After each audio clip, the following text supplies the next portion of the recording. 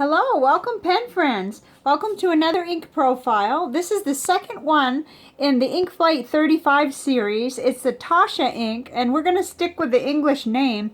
It's called Rust Green, but it's just beautiful. It's got some complexity, and there's a lot, you know, it did surprise me a little bit when I got it in the nibs, so let's see what I found out at least. Okay, we'll start out right here in the 68 GSM Tomoe River paper. And first thing I wanted to show you was this is a splatter onto a 52 GSM paper. And look at that sheen. It's just crazy. I could kind of see why they call it rust green, because it just, the sheen can take over. But it didn't do that so much in the writing. We'll see that as we go on. But anyway, I thought it was just beautiful.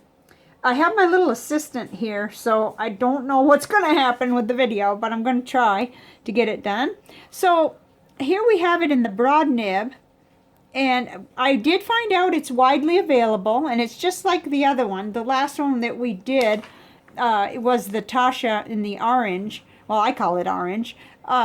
And it is $20 for a 40 ml bottle, $3 for a 4 ml sample at Van Ness, but it's available a lot of places. You'll want to check around at the places that you like to shop. I found that it took 25 seconds to dry in that broad Yowo nib, and then I really thought the ink looked nice in this 1.5 millimeter Goulet stub. It just really brightens it up or something, and it looks really nice. About 20 seconds to dry, because at 15 it was still smearing. And then in the Lamy fine nib, here it is, and it was 20 seconds to dry in that as well. And I really liked the ink, and my first impressions were even more of a wow.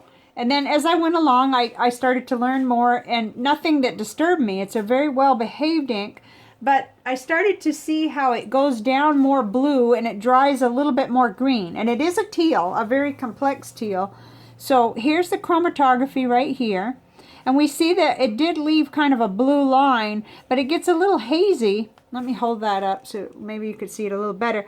You know, it wasn't very distinct, so I was surprised at the water test. The water test showed that it had some water resistance, more than what I actually could see here in the chromatography. But now that I really look at it, I see there's just that remnant color. It's okay, Coco. He's exploring everything. He's really growing too. So there that is. Now we'll leave this nearby and we'll go right into the next sample. Whoops, and straighten it a little, I guess. Which is Rhodia 80 GSM dot grid paper. Here it is in the broad nib. 15 seconds to dry. Let's see, and we'll get a chance to kind of compare the two. It did pop really good on that Tomoe River paper in comparison. I don't know why. Here it is in the 1.5 stub, 20 seconds to dry. And again, I thought it was more impressive on the Tomoe River paper. And yet, it's still really pretty in this. There's nothing wrong with that. Fine nib, Lamy fine nib, 13 seconds to dry. Broad and stub were best, and yeah, I did feel that way, but I didn't really didn't bother me at all on the Tomoe River paper in the Lamy fine nib. So I guess that might warrant a little more practice or checking into it. Okay, first we'll look at this. This is the Georgia Pacific 20-pound copy paper. He's having a good time back there. In the broad nib, it was taking 15 seconds to dry. He's knocking things over. And it did feather some in that nib. And then in the stub, it was 10 seconds to dry. We did have feathering. Not so much feathering in the Lamy fine nib, but I can still see it, at least spread anyway, where it kind of spreads out. 15 seconds to dry. So there was only light seepage. I circled where I got it. But I wouldn't call it really bleed through. Let me hold it up. Just little tiny places where it tried to seep through. So that was that. And the reason I got out of order with that is because I actually have something else at the end of this is the CVS Caliber notebook. a 5x7 size, and we see that rusty sheen on top of the painted on. Oh my, it really takes over. And this paper is where it really looks like its name.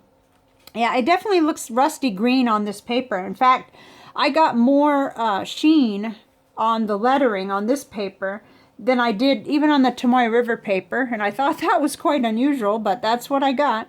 So in the broad nib, it was 20 seconds to dry, and I saw quite a bit of red sheen, which is a little hard to show, but you may be able to see it. You could certainly see it there, but it actually highlights the letters all the way through. And then in the 1.5 stub,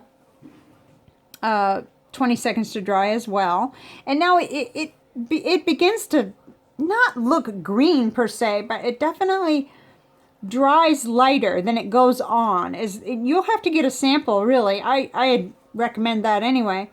When you smear it, you start to see more blue, but then you can really compare. Like, it just looks different once it's dry. Okay, Lamy Fine Nib. It was still smearing a little at 15 seconds, so 20 seconds it was dry. And it was a little scratchy coming out of that nib on this particular paper. Better in the broad and the stub. And yeah, it still flowed pretty good. In fact, I used it later in my other notebook. I know it was flowing well out of that stub. And the broad nib tends to work really well anyway. So let's turn this one over. Okay, so we have just nothing but regular ghosting. And then I'm going to keep this available because I do want to talk about what I thought about the ink, but let's see about any bleed through and that kind of thing. Okay, just regular ghosting here on the Rhodia. That's no problem. And let's see. Back on 68 GSM Tomoe River paper, it's a little more challenging to see underneath there, but I'm not seeing anything that disturbs me, just regular ghosting. You know, it's saturated, but not that dark. And yeah, it was just really well behaved overall. So let's look and see. I did write down on the, I used this CVS caliber notebook to kind of fill in, because I have now finished the little, this little book with, you know, where I swatched and did the ratings that came from Brian at the pen thing. I finished it, so that, you know what that means? That means we'll do a little walkthrough soon. Okay, looks like Coco's letting me do this. I can't believe it. Coco is a kitty, for anybody tuning in who didn't know that. Sorry. And he did this little smear. I'll tell you, my work area has either got to move or something's got to change, but we'll see. It's a bad time of year to try to change rooms around. Saturation, I gave it a 6.5 to a 7, this ink. It was very good. The flow was excellent. Taccia inks are like that, and this is no exception. I gave it an 8. I thought it shaded really well on just about every paper, even on this CVS paper. I gave it a 7.5 to 8.5. Bleeding, there was only very light seepage on the copy paper. The feathering only occurred on copy paper. Dry time, I give it an average to fast. I mean, it wasn't slow by any means. It was good. Sheen, I give it a 4. I got red sheen that wasn't too overpowering, except for, you know, where it's painted on like this, then yes, it was overpowering. But even here in the letters, which is the most amount of sheen that I got was on this paper, it didn't take over the writing. You can see that it's darkened it a little, and that's where the little red sheen did show up. Halo was only in the splatter in the, let's see, let's get that back out. There was kind of a halo effect in the splatter, but that was all. Not in the writing, really. Not that I saw, anyway, with my pens. Shimmer, no. And overall, I gave it a 7. There are some other inks in this category that are just, that really compete for me. So it's not that, I mean, I really like the ink. Goes onto the page blue and then dries, well, I don't even know if you could call it green. It dries kind of a teal that doesn't lean toward blue. It leans more toward green, and I think the comparison panel is going to help with that. I may be a little out of order on this today. My brain is just almost like skipping or something. But anyway, we won't worry about that. I'll do my best. Flow's great. There are others I like better. Yeah, I really like Robert Oster Tranquility. I don't know how on earth I could compare those two, though. It didn't even come up in comparison, I don't think. So, that's let's see on the back of that. I'm sure there was just nothing but regular shadow and ghosting there. So, okay, let's look at the comparison panel, which is where I think we will see, we will learn some things. Let's see. Probably gonna have to change my angle just slightly. Okay, hopefully this will work. Okay, so our ink of the day is right in the middle, and this was a super surprise. When I pulled out this thing full of blue and teal, and then I had to pull the greens out too because I was finding some of these in green, believe it or not, to compare with this ink, and I initially really thought it was a blue. That's, you know, that's how confusing it was for me. But it ended up comparing well to 4 Birmingham inks, good heavens. Baby Bermuda, although it doesn't have the complexity that our today's Taccia ink has. And then I really felt like that base color compared to the Ashtray, a strange name of the Birmingham ink. Birmingham Dragonfly even came in for a comparison. It's just a muted kind of a bluish green kind of a color, leaning toward green. And then here's Birmingham Thomas Mellon Evergreen. Now, that's brighter. It is different, I realize, but there weren't very many that really looked just like today's ink. So then I pulled out darker ones. The Vinta Inks Teal, that is much darker, but it just like dialing the saturation way up. And then you get that crazy red sheen on that one too, so it reminded me of it. Very interesting. And then Pelikan Edelstein Olivine, you know, I could be off with that, but I really felt like it had the complexity. It's not the same shade of green though, and obviously it's going to look different coming out of a nib for sure. Then Robert Oster River of Fire, that's another really complex, beautiful green that's in the ballpark, but like I said, these are really, this is a hard one to match up.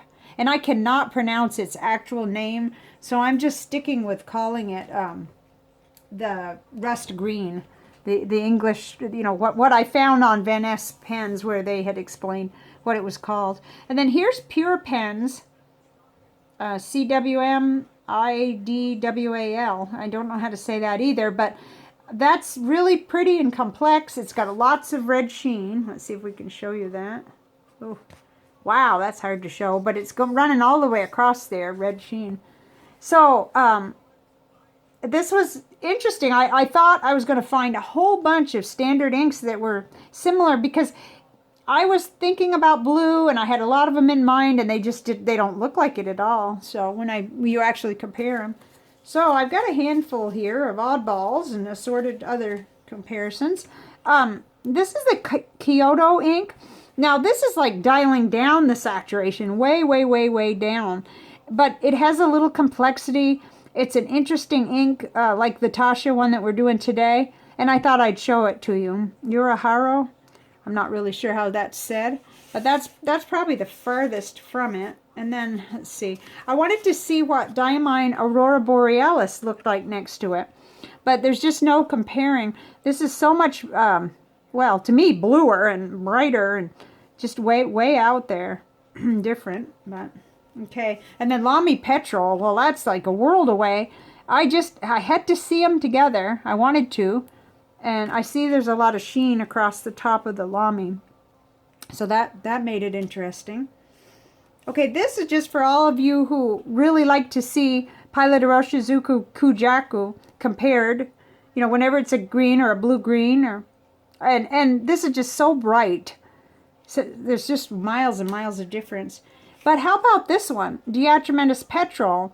It's, you know, it leans toward green, and it makes it very interesting to compare them, even though I think the Birmingham inks are the ones that are coming in closest to this color. Well, from what I have, that is, and I don't have every color. Thank heavens, or I'd never even be able to get through comparing them. This is Sitz Krusnock Palm Green, because I actually thought, well, I guess it's going to look just like that, because I'm fairly familiar with this ink too, and it's brighter and a different kind of green, really. Huh, very interesting. Okay, Monteverde, California teal. We haven't done that yet, have we?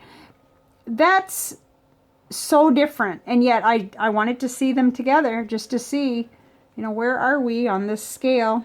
I think it helps to compare them. And then, oh, this is a new one, a newcomer to my samples. It's called Diamine Bloody Absinthe, and it's got extreme sheen. But it's so interesting that on this paper, the red sheen just kind of, you know, on today's ink, it was very subtle. It didn't take over like it did on the Vinta or the Diamine ink. So I thought that was interesting. Okay, so hopefully that'll help you if you're trying to figure out, you know, where it falls. Maybe you're familiar with some of those inks. But let's see what happened on the visual journal. Because of the kitten, I really decided to go ahead and do it beforehand. He usually just gets right up here. I've tried several times to do videos, and it's been really, really hard. He, you know, knocks everything over. But this is today's ink. The Taccia, we'll give it the English name, Rust Green. And it shows its complexity. And not only that, I now wish I had waited and done it, you know, done the actual, this is the Nick Stewart technique, or my version of it. I wish I had waited, because it was just dramatic when it hit the water. You put the water down first with a paintbrush, and then dab with, with a large paintbrush, and then dab the paint on, or the ink on, and it just reacts immediately. And it separates fast, and it leaves you all kinds of like red sheen and highlighting. That's just one ink. And to me, it looks like three at least. You know, we have that bright blue, the green in the middle, then we have the red kind of sheen, and it's just amazing. So this was a lot of fun, but when I started, I was almost worried that I was going to be tempted, and I cannot justify buying ink anyway. But as it turned out, I'm just so happy with the brighter, kind of greener teals that I do have. The Monteverde, California teal especially. Excuse me, and the Robert Oster Tranquility. Even though this is fun, and I'm glad to see I have a few, I have a little bit left, so I could do some more artwork if I wanted to. So, that's today's review, and I hope you got a little something out of it. Now, I want to show you which one is going to go in my pens next. I'm tricky. I wait till the kitten goes to sleep, and then I clean out the pens and get them drying, and I have to take them to my other room where he can't get to dry, because he'll have all the pieces on the floor. But this is next. This is Taccia Lip Color, Pink Beige. There's just something about this one that I think I'm going to like, even though it's out of my wheelhouse. It's lighter maybe than usual, but I think it's going to look so good coming out of the stub nib that I can't wait to see that. And I've already used my review pens. I've written, I guess things are put away. Yeah, I was afraid he was going to knock those down too. But I have already written a couple of letters with today's. So I feel like I've almost used, you know, what I need to of that, and just maybe a little bit more. But tonight I'll probably clean the review pens out and put this lip color one, just for a real change of scene. So I'll be back soon. I'm not sure when. It's been a very busy time, and I hope you all are having busy but fun holidays, in whatever holidays that you celebrate. So let me know what you thought of today's. I really like it for artwork, and I liked it coming out of the nibs too, especially the broad and the stub nib. And yet there are so many pretty inks that compare to it that can be used, so I feel like a relief on that end. Because hopefully they'll be selling this for a long time, so we can finish our bottles and then go for it. Okay, I'll talk to you next time. Thank you. Bye for now.